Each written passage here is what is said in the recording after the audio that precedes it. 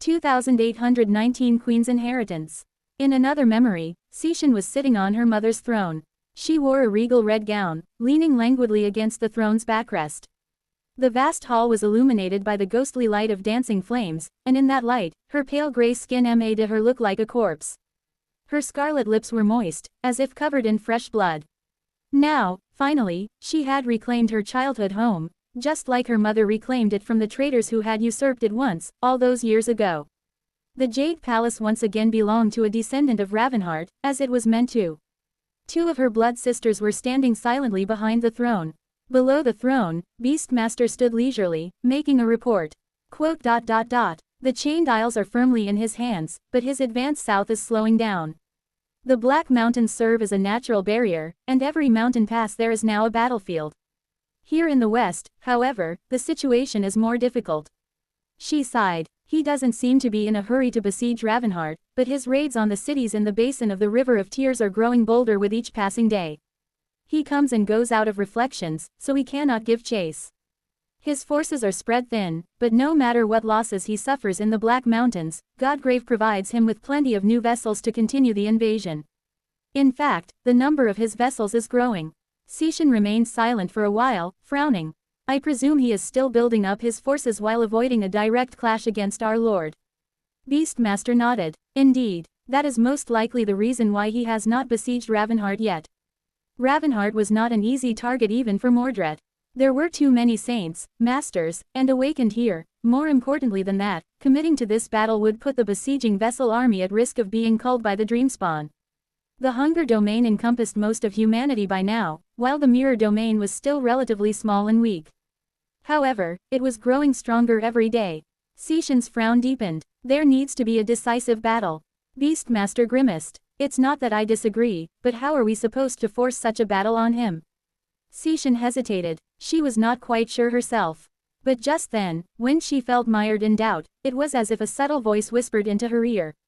New thoughts were instilled in her mind.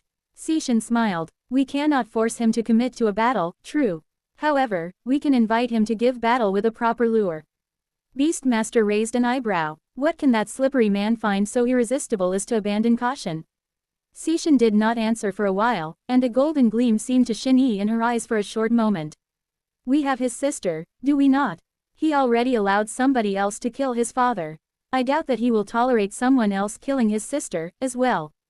If we proceed slowly enough, he will most likely show up before we finish the job. There was a muffled sound, but she ignored it before adding. And if that doesn't help, we will just have to make Ravenheart vulnerable. If he sees a real chance to destroy the city, he will act despite the danger. Seishan paused, then smiled and asked in a gentle tone. What do you think, Kai? Do you like this plan? She looked down, where a man was kneeling beneath the throne, shackled and chained to the floor. He was pale and disheveled, looking at her with a scathing, sorrowful emotion in his sunken eyes. There was a silk scarf tied around his neck, the white fabric painted rusty brown and vibrant scarlet by layers of dried and fresh blood. He stared silently at her, offering no answer. Well, of course, he didn't answer. After all, she had torn out his tongue. At first, Changing Star's flames had attempted to heal him, but after Seishan repeated the painful process a few times, they subsided. It seemed like Nefis had realized that healing this particular wound would only subject Kai to more torment. Looking at him, Seishan smiled sweetly. It doesn't seem like you like my plan very much. But do not worry. She licked her scarlet lips and chuckled. Even if Ravenheart falls, it will be for the greater good. Kai strained against his chains, but, of course, it was of no use. In the end, exhausted and dizzy, he tiredly closed his eyes. In a different memory, Kai was standing at the gates of the Jade Palace, looking at the entrance to the great bridge in front of him with a tired but determined expression. Out there on the bridge, bodies littered the ground. Above them, thousands of awakened warriors were frozen in place, utterly motionless, their hair dancing in the frigid wind. Some seemed to have frozen mid-step as they were rushing toward the Jade Palace, some were kneeling on the ground. Some were brandishing their weapons, while others were reaching for their quivers, ready to knock arrows on the strings of their bows. They did not move. They could not move because he had commanded them to cease moving. The power of his voice bound them like an invisible chain, and none of them was strong enough to resist it. Well, almost. At the very edge of the Great Bridge, 6 women were arrayed like a crescent in front of Kai, looking at him with calm expressions. Impressive. Sishan offered him a strained, but graceful bow. But how long can you keep this up, Kai? He gritted his teeth silently, prompting her to laugh. This citadel, it rightfully belongs to me. To us. What right do you have to occupy our mother's home? To steal our inheritance? Shaking her head, she strained a little and then pushed her body one step forward. I've come to claim what is mine, Kai. Do not stand in my way. He frowned. Stand down, Sishan. Even if you defeat me and claim the Jade Palace, it won't belong to you or your sisters. It will only belong to the Dreamspawn. As the wind picked up, his eyes glistened. Not to mention that you can't defeat me. Not now, not here, not as long as I am the master of this citadel. 2820 Throne of Blood. Kai was strong enough to contend against Sishan. He wasn't alone in this fight, either. Summer Night stood just behind him, studying Sishan and her sisters impassively. Ironically out of all the people in Ravenheart, it was Sir Gilead who had turned out to be the most impervious to the plague of Astarion. The man's single-minded loyalty to the king whom he had sworn to serve was so uncompromising that he refused to submit to anyone else. He had refused to accept Changing Star as his new sovereign, and now, he was refusing to bow down to the Dreamspawn as well. There were a few others who were still holding out against the plague, too. Most of the city had already become enthralled, though, and Astarion wasn't satisfied simply letting the plague spread anymore. Instead, he wanted the saints he had successfully subjugated to conquer the citadels still belonging to the Longing Domain. So, his thralls had been besieging the Jade Palace under Sishan's command for the last few days. Despite their great numerical advantage, the great bridge connecting the snowy mountain to the volcano was a natural bottleneck that prevented them from descending on the citadel like a swarm. Still, Kai would have long lost the battle, if not for the gargantuan steel colossus that had risen from the volcano like an infernal monument to hunger and sin when Sishan first led her troops to capture the Jade Palace. The towering body of the colossus was entirely black, covered in numerous blades and spikes that protruded from it like a graveyard of shattered swords.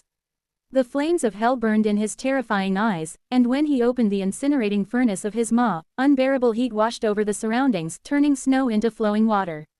He was the supreme devil whom the Lord of Shadow had left behind to defend Ravenheart.